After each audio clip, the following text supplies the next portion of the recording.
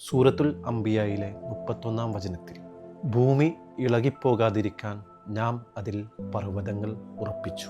സൂറത്തുൽ അൻബിയായിലെ 7-ാം വചനത്തിൽ പർവ്വതങ്ങളെ നാം ഭൂമിയിൽ ആണിയാക്കി മാറ്റുകയും ചെയ്തു. ഷെന്ത് പൊട്ടത്തരാലെ.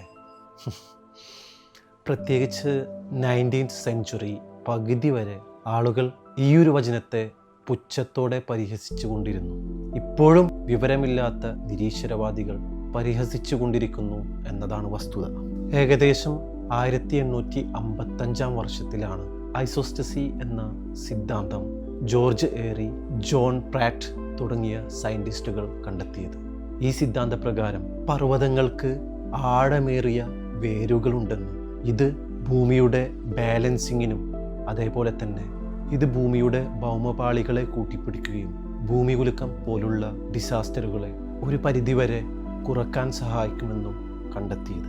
പിന്നീടത് ശാസ്ത്രീയമായി അംഗീകരിക്കുകയും ചെയ്തു. തീർച്ചയായും ഇതൊക്കെ തെളിയിക്കുന്നത് ശാസ്ത്രം ഓരോ ചുവട് വെക്കുന്തോറും ദൈവത്തിലോട്ട്, ദൈവവചനത്തിലോട്ട് അടുത്തുകൊണ്ടിരിക്കുകയാണ് എന്നതാണ് വാസ്തവം.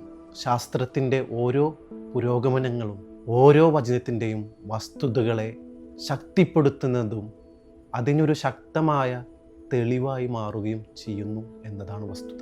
തീർച്ചയായും ചിന്തിക്കുന്നവർക്ക് മാത്രം ദൃഷ്ടാന്തമുണ്ട്.